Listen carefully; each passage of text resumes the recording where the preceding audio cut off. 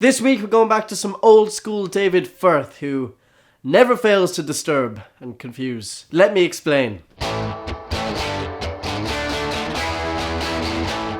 Hello everybody, what's going on? My name is Vinny and this is YouTube Explained, the show where I try to explain shit like this. So I've decided to work my way through David's library of cartoons, just think I'm going to space them out a little bit, you know, to avoid any serious mental trauma. As a heads up, Dog of Man is pretty disturbing, so if you're like 12 and, you know, don't deal well with blood and stuff, then maybe give this one a pass. But, you know, I can't cut out everything. I'm sorry. So, this animation was released in 2008, November of 2008, and has racked up 3.5 million views on YouTube. The piece brought up some controversy with some viewers, you know, while still having a very positive like to dislike ratio.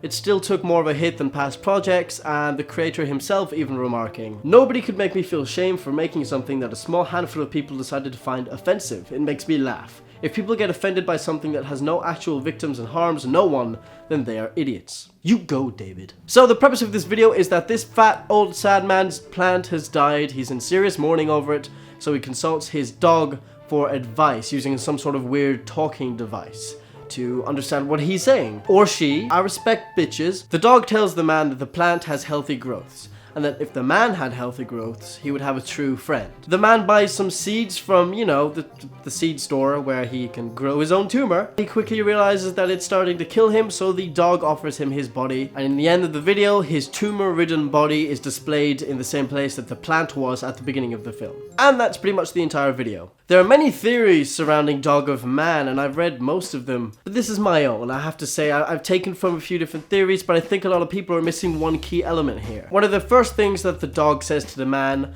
is that the plant that's died has healthy growths, and that he does not have healthy growths. He then later says that if the man had healthy growths, then he would have a true friend. The symbolism here isn't too hard to dig out. The plant with its many growths represents a large circle of friends. The man is sad because his plant that died was his large circle of friends, and now he doesn't have as many friends as he did. Hell, he doesn't have any friends at all. This sad, lonely man, as he is called by the dog, he's come to realize, he's come to believe that he needs many friends in order to be happy. So the man goes in search of this. He wants to make himself happy, and the dog even supports him and even pushes him towards it, which I'll touch on later on. But the tumor is killing him, because this isn't how he should live. He has this tumor because he believed it would make him happy, that if he had healthy growths and he had many friends, that he would be happy. But the fact is that it's killing him. This is not the way he should be living. This is going against what will actually make him happy. He's living a life that he was told to live, and it's killing him. The dog realizes this and offers him his body. The dog saves the man's life. Now, I've heard from certain theories that the dog represents his one true friend in life, and that the moral of the story is that it's better to have one or two true friends, a close-knit circle of friends, rather than forcing yourself to have many, because your self-worth is wrapped up in how many friends you have. Now, I believe that this is the moral of the story. I agree with this. It's a pro-introvert film, basically, but is the dog that much of a friend? I mean, he did push him towards, you know, getting this tumor that kills him. Dog is man's best friend, after all, but he did tell him to get this tumor. He told him he needed more growths, and he told him that he needed more friends. Now, why is there a megaphone, you know, it's coming out of this dog's mouth when he speaks? Why, you know, why? I mean, it doesn't happen to the man when he uses the device later on in the video. Is it just because he's a dog and it's the only way of doing it? No, I think this has more to do with media and society.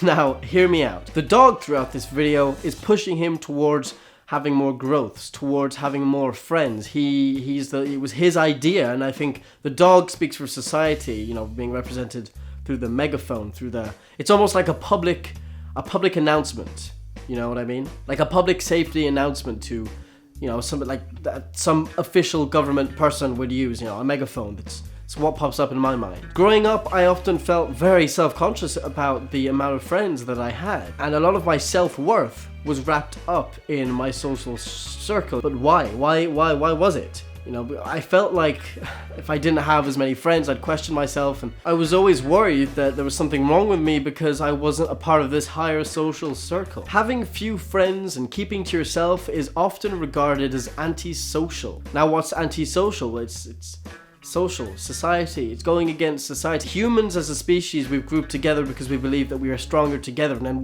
when one person isn't totally comfortable with that and wants to live on the outskirts of society, not even living on the outskirts, just keeping to himself, you know, he's regarded as an outcast, and society views that as a negative. You don't want to be a part of our system. You don't want to be, you know, you're not fully committed to our way of life, our society. You must be a psychopath. You must be a pedophile. People have a right to decide who they spend their time with and how they live their lives.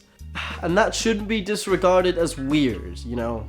Being on the internet, we know that more than anyone else, because I'm sure a lot of you watching, and I myself included, I had a lot of internet friends, and not all my friends were actually in real life friends, and I'm a bit of an introvert and I'm a bit awkward, and the internet was a way for me to connect with other people. So this is my interpretation. The megaphone represents society telling him how he should be happy, telling him this is how he should live his life.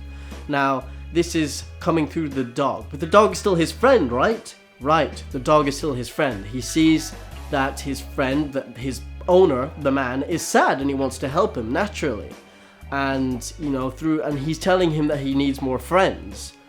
That's still society talking. The problem is that if you look closely, this machine that the dog's connected up to, that represents technology, social media, society as a whole. Granted, this was made back in 2008, but social media and technology was still, you know, present at the time. The dog's telling the man what he thinks he needs to do in order to be happy, but he's being manipulated by social expectancies. But in the end, when it doesn't work out, the dog offers him his body.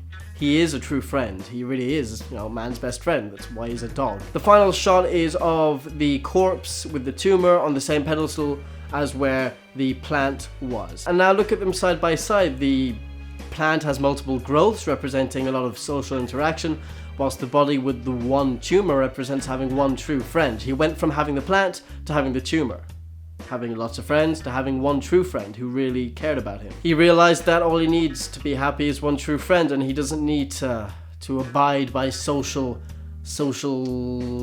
rules. He doesn't need to have a bunch of friends to be happy or to be regarded as a normal person. So yeah, that was, you know, my take on Dog of Man. Definitely a very creepy cartoon. I've gotten a lot of requests for it, so I did it. My name is Vinny, and this just got expliqué. Oh, that was terrible. Hey guys, thank you so much for watching. Just as a reminder, I do this show every single Wednesday, and if you want to get the show a day early, you can hop on my Patreon over there. There are other benefits too, so if that interests you in supporting the show, then that would be really great. Of course, you don't have to. Just watching and sharing would be brilliant. Help the word spread around. You can like the video if you enjoyed it. Maybe give a comment, tell me what you thought. There's links to the subreddit down below and all the sources I may have used. Thank you so much for watching. We'll see you next week. Or on my second channel that I forgot to mention, where I post vlogs and stuff. I'm being a lot more active over there. Okay, that's about all I have to say. Shameless self-promotion. Does anybody ever look cool wearing these? Hey dude! This is totally radical! How do I look?